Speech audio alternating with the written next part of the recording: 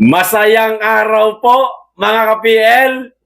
O ito mga kababayan, kapapasok lang po na balita. May video, panoorin po natin pero igaganito ko lang mga kababayan kasi hindi po natin kaibigan itong news outlet na ito. Ayon po dito sa balita, nauubos na daw po, nauubos na ang pasensya ni Bongbong Marcos kay John Vic Remulla. Dahil hindi daw po nito mahuli-huli si Atong Ang, si Attorney Harry Roque. At etong pinakahuli na pinaghahanap na po ngayon ng kapulisan, walang iba kundi si Senator Ronald Bato de la Rosa, mga kababayan.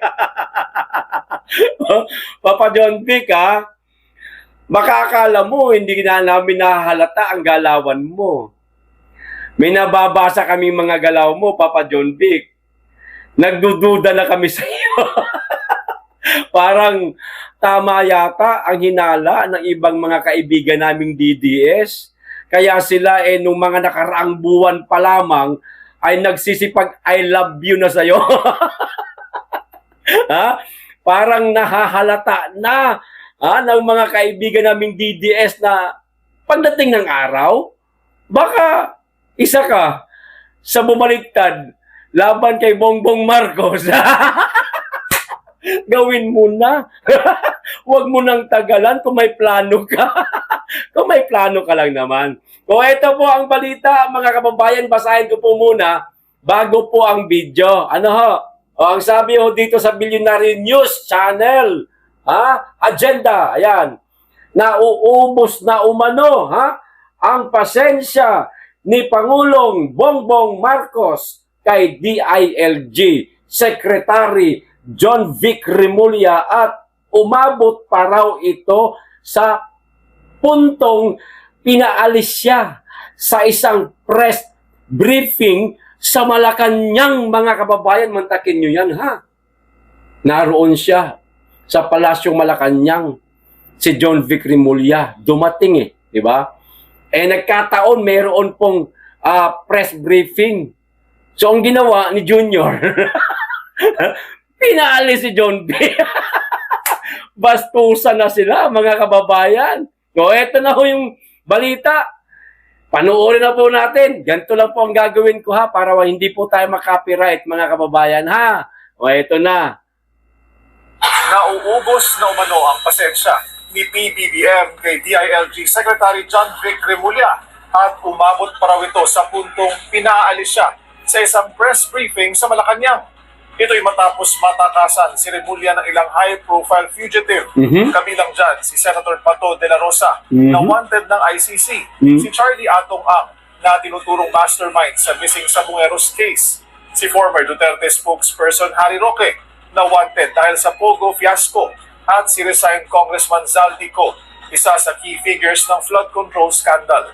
Ayon sa informant ng Billionaire News Channel, kinokonsidera na ng Pangulo na ibalik sa pwesto si dating DILG Chief Benher Abalos, pero tila malakas umano ang kapit ni Secretary John Vic sa pwesto dahil sa kapatid niyang si Ombudsman Boying Remulla.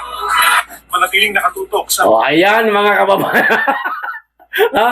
Pinagpaplanuhan na palang alisin sa pwesto si John Vic Remulla nitong si Bongbong Marcos.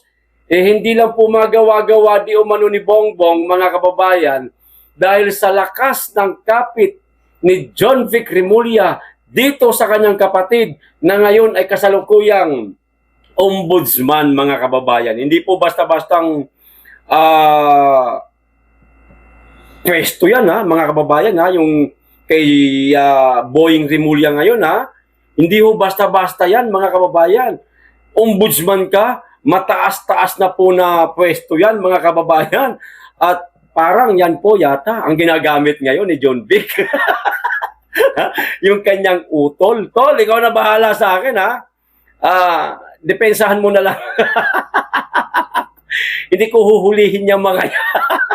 Kasi pagdating ng araw, malapit na si Inday Sara, baka manalo si Inday Sara at siguradong mananalo naman talaga dahil napakalakas ni Inday. Nako, baka balikan ako ng mga yan. Di ba? Kayo ho, mga kababayan. Ano ho sa palagay ninyo? Kasi kanina, mga kababayan, hinalughog po nila ang kamay nilaan para mahanap lamang po nila si Senator Ronald Bato de la Rosa. Kagaya po nitong balitang ito, mga kababayan, no. Ang sabi ho dito, di ba kanina, nakarating pa nga sila doon sa bahay ng tiyuhin ni Robin Padilla para hanapin lang si Bato O dito ho, mga kababayan, basahin ko lang po itong balita. PNP nagsagawa ng operasyon operasyon sa 3 lungsod sa Metro Manila laban kay Senator Bato. Ayan, mga kababayan, ha. So pinaghahanap nga si Bato. Kaya sila gumawa ng operasyon sa 3 lungsod ng Metro Manila, mga kababayan, ha.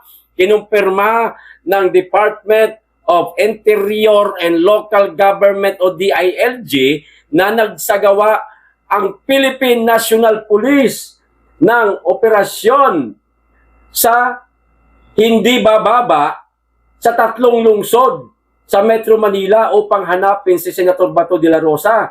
Tiniyak naman ng PNP na walang ibibigay na special treatment sa senador sa kabila ng pagiging dating hepe nito ng pambansang pulisya.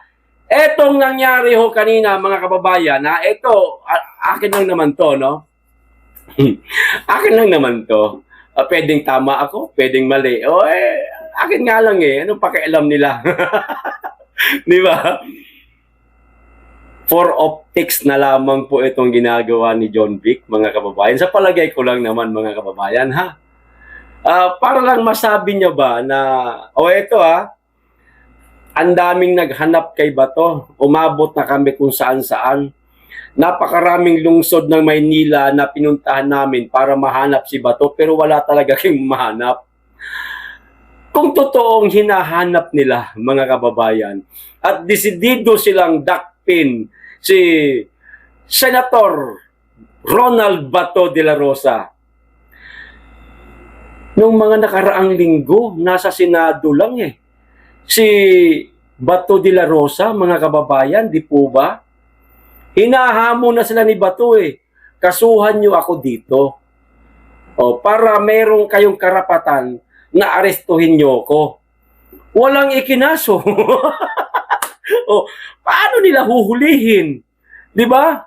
Walang kaso. Walang arrest warrant na mula ho rito sa mga hukuman ng ating bansa. Meron nga sa ICC naman at hindi naman po ginagalang yan ng mga mambabatas dahil walang jurisdiksyon ang ICC na manghimasok sa soberanya ng ating bansa. Maliwanag ho tayo dyan. Mahirap bang unawain yan? Ngayong nakawala na si Bato, ewan natin kung saan siya napunta. At saka kayo maghahagilap